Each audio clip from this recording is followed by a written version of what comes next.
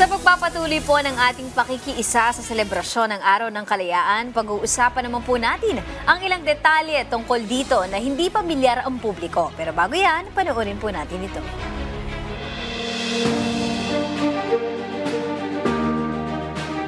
Tuwing ika-12 ng Hunyo, taon-taon nating ipinagdiriwang ang Araw ng Kalayaan. Ito ang makasaysayang araw kung kailan nakamit ng ating bansa ang kasarinlan mula sa mga Kastila na sumakop sa ating bayan sa loob ng 333 years, mula 1565 hanggang 1898. Noong June 12, 1898, sa balkonahe ng kanyang bahay sa Kawit, Cavite, idineklara ni General Emilio Aguinaldo ang ating kalayaan at iwinagayway ni Ambrosio Rianzares Bautista sa unang pagkakataon ng ating bandila. Anong mga sakripisyo ang inialay ng ating mga bayani at ano nga ba ang tunay na halaga ng pagdiriwang ng Araw ng Kalayaan?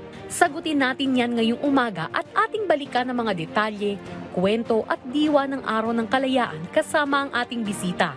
Dito lang sa Rise and Shine, Pilipinas. Makakapanay po natin ngayon ang Filipino historian na si Kirby Araulio para makipagkwentuhan ng fun facts tungkol sa Araw ng Kalayaan. Kirby, good morning. This is Prof. Feed together with Audrey and Leslie. Rise and shine. Good morning. Magandang umaga. Good morning. Alright, sir. Magandang umaga. Ayon po sa ating kasaysayan, ano po ba yung eksaktong kaganapan noong Hunyo 12, 1898 sa Kawit, Cavite? Ano po yung mga pangunahing dokumento o tala na nagpapatunay dito? Yung, I guess, yung pinaka-dokumento nito, yung original na declaration or proclamation ng kalayaan, kasarinlan ng Pilipinas. Nung nga, binasa nila nung June 12, 1898, at maging yung watawat, dun din ito ibinagayway.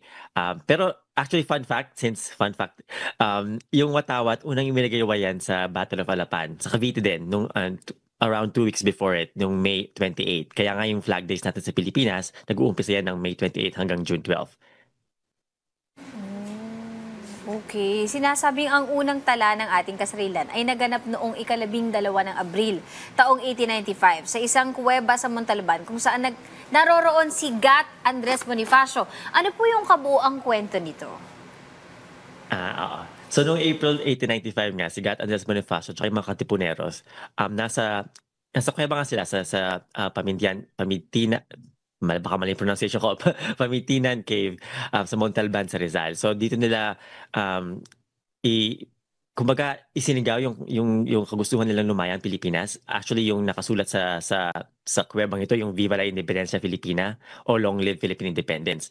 So bagamat hindi ito yung official na proklamasyon ng kalayaan ng Pilipinas, masasabi rin itong isang mahalaga at makasayang pagproklama pagsisigaw ng ating determinasyon na lumaya.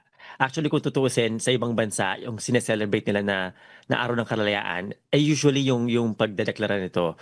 So, halimbawa sa Mexico, ito yung tinatawag na Grito de Dolores na naganap noong 1821. Ito yung unang beses na isang pari na revolusyonaryo sa Mexico na dineklara niya dineklara niya ang kagustuhan ng mga Meksikano lumaya sa mga Kastila. At actually sa kanila, inaabot sila ng 15 years bago kinilala ng Kastila yung kanilang kalayaan. So sa Pilipinas naman, naganap ito, yung isa sa mga una na italang ang pagdeklara nito ay sa Cueva noong April 1895. Tapos naging official na ito noong June 12, 1898. Kung saan how do I say this?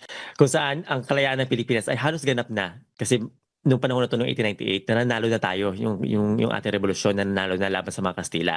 Kung tutusin, hindi naman nakatulong yung mga Amerikano, pero hindi naman talaga sila yung nagpalaya sa atin mula sa mga Kastila, kundi yung ating mga sarili mga bayani noong 1898 na. Alright, sa palagay mo, Kirby, ano ang pinakamahalagang aral mula sa kasaysayan ng Araw ng Kalayaan na dapat sa puso ng bawat Pilipino ngayon? Para sa akin, ang pinakamahalagang aral ng Araw ng Kalayaan ay dapat nating tandaan, huwag kalimutan na ang kalayaan ay hindi binibigay ng kusa ng kung sino man, ng mga mananakop, ng mga Kastila, ng mga Amerikano. Hindi ito binibigay ng kusa. Ito'y pinaglalaban ng sambayanan. Ito'y pinaglalaban ng ating mga bayani. At patuloy na ipinaglalaban at patuloy na pinoprotektahan, patuloy na binabantayan magpahanggang sa ngayon. Kasi ang kalayaan, yun nga, ito yung nanggagaling sa taong bayan mismo. Hindi ito binibigay ng sino man.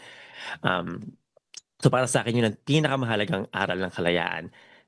Maraming salamat, Kirby, sa mga ibinahagi mo sa amin. And very interesting ang ating usapan at siguradong maraming nakuhang impormasyon ang ating mga ka-RSP.